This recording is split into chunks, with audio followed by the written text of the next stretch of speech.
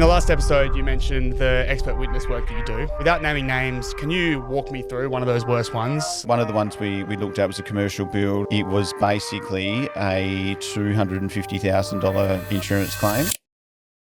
From everything you've investigated with your expert witness stuff, is there one mistake that just keeps showing up? Definitely, and it's waterproofing and stormwater. And why does that keep happening? That keeps happening because there's gaps in the legislation, there's gaps in the NCC, and there's gaps in the Australian standards, and there's gaps in the people that are accountable for it. When a potential client says to you, your competition is cheaper, what do you actually say to them? Good luck.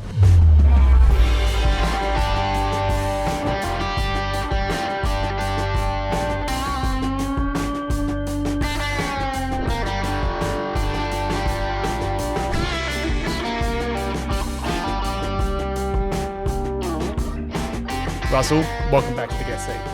Thanks, Kai. Thanks for having me back on. It's not every day we get to sit in the guest seat, but it's nice to feel what it is like for someone else that comes on board. So, yeah. Oh, we'll get straight into it with our first topic of what goes wrong. So in the last episode, you mentioned the expert witness work that you do, going into buildings that have failed, investigating what went wrong, sometimes ending up in court. Without naming names, can you walk me through one of those worst ones? Like, what was the building, what failed, and how much did it end up costing? There's definitely been a few of them that we've been invited to be the expert witness in, and at the moment we probably do 4 or 5 a month, and we don't get a great deal of satisfaction doing them because it's almost like no one wins. It's a no-win situation. You've got a client that's bitterly disappointed. Most of these they've invested heavily. A lot of them are personal, so they're their own houses. So we do work for loss adjusters. We also do work for insurance companies, strata companies, and as well as lawyers as well. So depending on how far up that chain of command is, we do this across Australia as well. So it's NCAT, it's VCAT, it's the SAT over in WA, and we've got a few now that are starting to push through the magistrates' courts at the moment. So one of them that springs to mind, and I'll probably just in general, a lot of the ones we deal with seem to be a topic is stormwater and roof drainage. So a lot of them have got to do with box gutters, and the more we deal with designing in box gutters, we feel there's a disconnect there, and rightly so. But one of the ones we looked at was a commercial build. It was in Scarborough. It was sort of probably a 17, 18 story build, and it had an ingress of water through a failed box gutter system, and it was basically a $250,000 ballpark insurance claim. And of course, the nature of it is the penthouses are on the top, and you could argue the fit out in the penthouses are above and beyond what you'd fit in a standard building. So it exponentially increases the risk if that roof system fails or the box gutter or the drainage system fails. And as always, it's a combination of, in our experience and going to many of these jobs over the years, it's a combination of 2 or 3 things, if not more. It's not one sole thing's gone wrong. It's a combination of 2 or 3 things that have gone wrong. So, they're in the hundreds of thousands, and even just the rectification. That's just the rectification. Plus, on top of that, you've got legal costs, court costs, and expert witness costs, time. Who's the person that ends up paying for that in the end? Hopefully the insurance company, but no, it should be the licensed person that's done the work, and then you can argue that it should have been the licensed builder that should have picked up on it. Then you can argue that it should have been the building certifier that should have picked up on it, or you could argue that it should have been the architect that documented it. But obviously the architect relies on experts, whether that be a hydraulic design or a hydraulic calculation for the roof. The builder relies on the architect, and the certifier relies on the certification of the hydraulic or the licensed trade behind who's doing the work. So, and then at the top of it, you've got the developer who's getting sued by either the strata or the person in the penthouse, which normally then, because it's a strata thing. So then these strata companies have got, I wouldn't say deep pockets, but they've got hefty insurance policies.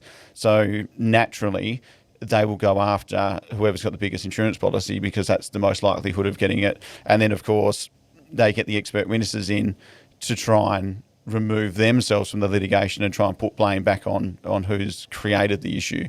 And as funny as it sounds, they will only rectify, they'll pay to rectify the work that's been done or the damage that's been done. In this case, it was some timber flooring that was imported product from some Amazonian rainforest in somewhere in Brazil or something like that. So that's, to try and replace that, plus all the ceilings, plus all the floor, plus the person moves out, plus, hotels and accommodation, plus, mold and all the rest of it. The list goes on.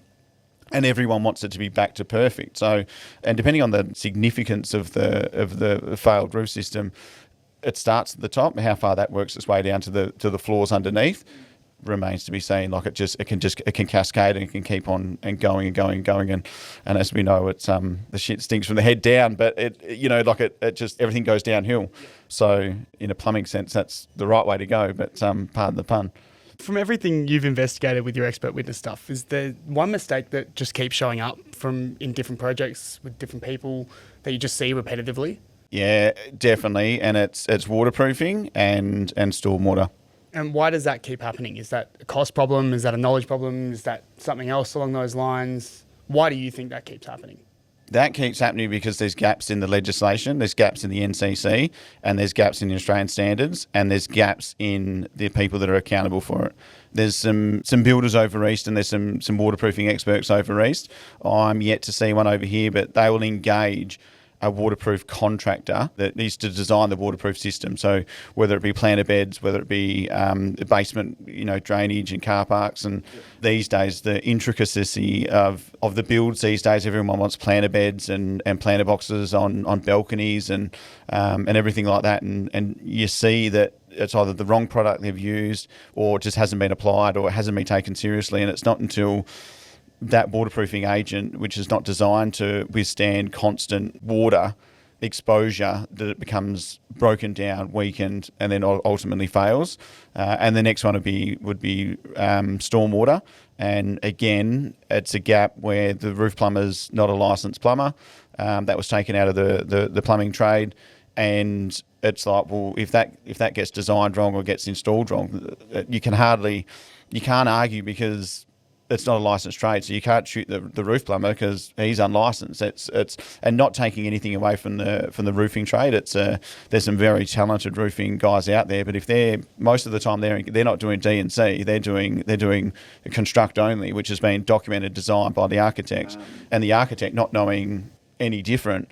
You can't expect the certified to then go, well, how do I know that? And that's slowly changing. It's slowly changing, but it's like trying to turn around a massive ship. It's quarter of the way there, and it's got a long way to go, but it's slowly turning. But it's quite a challenge out there. Yeah, no, and I could imagine. Look, we've there's a lot of things that I'm sure that can go on wrong on a construction site, and it's why we've got those conditions there put in place to make sure that we actually get things done properly. But moving forward into more of the business side, in episode 1, you gave us an explanation about how OTG started. With the estimating, you were doing it yourself out of a job, and then you got pivoted into design, but we didn't really dive into that money side of things at the start of the business. And when you started out OTG as a design consultancy, did that cash flow work straight away, or was there a stretch where you genuinely were sweating? Yeah, there's always times you're sweating, and the cash flow. So we've bootstrapped this the whole way through. In other words, we've done it all profitably from day dot. But that doesn't, when you're starting out on your own, you've only got one mouth to feed. So it's quite easy to just maintain that. And there's nothing will motivate you more than having nothing else to fall back on. So, which is really good to start with. It's sort of, you get out there and you got to grind, you got to hustle, and you got to grind, and you got to try and prove yourself. And unfortunately, there's not a lot to prove because you're only just starting out. So, and that doesn't change. That just the problems are still there. The problems are always there. They just morph and they just become bigger. More staff, more problems. I actually thought it was the opposite. It was enlightening to me that I thought more staff would be less problems, but it actually increases the problems. And it's just, they're always going to be there. It's a matter of choosing your battles, and also early days when cash is tight, you can probably afford to miss wages for 1 week. When you've got other people working for you, it's a bit different. They don't love the missing wages. But one thing I found is that when you start out, you use your time to save money. And as you get a little bit smarter and you get a little bit wiser, you use your money to save your time. That's a hard concept to get your head around, but it's an important concept. But it can go too far the other way, where you think, I may as well, why would I waste my time doing that? I can pay an expert to do that and I can save my time. And when the cash isn't there, you don't have that luxury of doing that. But you can also go too far the other way, where you end up paying all these experts. And the reality is, some of the product you get back or some of the solutions that you think you're going to solve, there's been many times where we've thrown cash at an idea or at a problem thinking that'll solve it, and it hasn't been the case. And we've looked back and gone, you know what, wasn't probably the best use of capital we've ever used, but I suspect that's a journey that everyone goes on to some extent, and it's about minimising those, working out what your strengths are and what you can do, and allocating capital to make sure you don't over expenditure in those areas. But that's a learning curve, and you can argue we've got a lot more of that learning to do. I don't see that stopping anytime soon. But it's just, if you can minimise that downside and maximise the upside, that's the key. Yeah, well, it's not looking at it as failure, right? It's looking at it, we tried it, it didn't work, and then just resetting, trying again, trying something new, trying to fix that all back up. So it's a long process. It's one that probably will never finish. But when that period at the start, when you weren't necessarily in a stable position where you could start using money to save your time, was there anything that you had to give up personally during that period? Like, whether that was dedicating all of your time, whether it was, having less time with the family or with friends, what did you personally have to give when the business was first starting out before you got to a stable position? Yeah, time was definitely one of them, and you have to give up your fears, and you have to leave your ego at the door, because you're cold calling, you're grinding, you're hustling, and you're trying to get out there, and fear of rejection's there and fear of failure's there, and there's a lot going on. But it's about, one thing I found was, and I try to reverse the fear side of it, where I go and I look at it and I say, the fear of doing nothing and the fear of failure, like there's, the fear of being rejected or the fear of being hurt or the fear of, being knocked back. Is that the fear, just don't let the fear of doing nothing stand in the way of that? Like, is it the fear of doing nothing or the fear of failing? And that needs to outweigh the fear of failure, needs to be less than the fear of doing nothing, because that's the reality. If you don't do anything, you're just going to sit there and you're going to fail. And how are you going to know? If you sit there and do nothing about it, you're never going to know what's going to come from it. Yeah, and unfortunately for me, in my personality, that hasn't gone away, and it's just morphed into something different. Like, I think, if I had $1 million in the bank account today, that'd solve all my problems. But it wouldn't. It'd just be a bigger problem. That it'd be something else. So to think that I'm at some point in my in my business career that it's going to be all strawberries and cream, I think it's delusional. I think that the fact is that you're always going to have problems. You just need to pick the ones that you can, because there's problems in business that you can directly control. There's problems in business that you can influence, and there's problems in business that you've got no control over whatsoever. Whether that be the fuel price, whether that be whatever that goes on, you need to be able to roll with the punches, and you need to pivot. You need to pivot quick, and you need to be able to turn on a dime, without using the metaphors from movies or whatever. But it is true. You need to be adaptable. We're in an environment now where AI is constantly moving. The goalposts are constantly moving with the government, and we're no different. Like, we're no different. Our clients, our developers, they're, with the capital gains, potentially capital gains tax coming in and the reduction of that, they're moving as well. Everything's moving. The fuel price, the freight, the travel, everything's, we feel like we've just put COVID behind us and everyone had to, adjust and adapt. And now we've got this, coming in our face as well. So we're no different. It's just a matter of just picking those battles and focusing on what circle of influence you have directly, and what you can influence, and what you can't. You need to be able to just go, that's beyond my control. if I can manage it, great. But and that's why it's so important to measure, because what you measure, you can manage, and what you don't measure doesn't get managed and can't get fixed. So that's the key to it. It's making sure that you're just focusing on the problems you actually can have an impact on, rather than focusing on the ones that you've got no influence in changing. Yeah, and easier said than done. It's definitely easier said than done. Now, look, you've been on both sides with this. You've priced other people's work as an estimator, and now you price your own services as a consultant. When a potential client says to you, your competition is cheaper, what do you actually say to them when that's said to you? That competition around in our industry is going to be cheaper than what we provide. Good luck. No. That's reality. And for me, I always look at it and I go, rightly or wrongly, in my mind, I always say to myself, like, we might be too expensive, but we're too expensive for you. And of course, like anything in life, there's cheaper options out there, and you're generally going to pay down later on. And not always, don't get me wrong, not always, but I've never known anything in my life that I've gone, that's half the cost, and it's not till later on I go, yeah, I can see why that was a little bit cheaper. And that goes for anything like cars, builders, materials. There is generally something there it's an inferior product or an inferior service. And on the flip side, like at the moment, jobs aren't stacking and developers aren't building because the jobs don't stack. So you need to be watching that coin. And sometimes if, we could argue, we could save our clients hundreds of thousands of dollars just on headworks fees or something like that. But we can't change that, but we can manage it. And that goes to, into cost savings and maybe turning a product into something that's non-viable into something that's viable.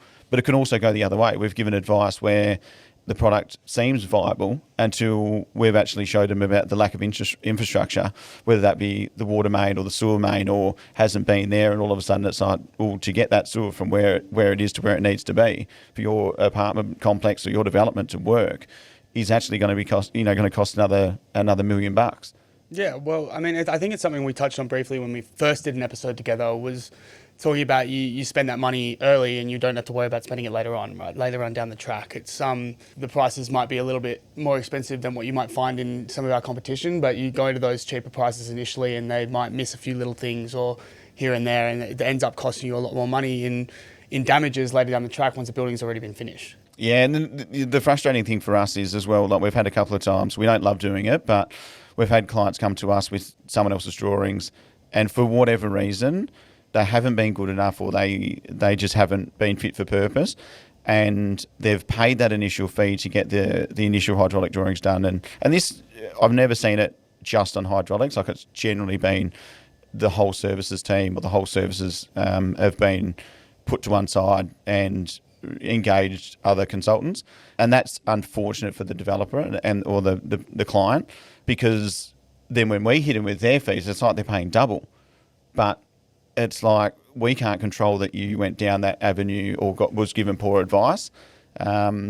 But I think the good developers are starting to learn that, and we all have to go down that. We all have to have that experience of being that, using the cheapest trades and using the cheapest, to get what you want. And in some cases, if I'm perfectly honest, there are some jobs that will go, we can use the cheapest and we'll get away with it. What we're seeing now is there's a lot more ass covering going on out there. The plumber doesn't want to make a choice. He doesn't want to make a decision. He doesn't want to put his cock on the chopping block. So he's like, you need to get a hydraulic consultant to do that. And that's, again, it's not a shift of blame, but it's just like, well, why should I take all the risk?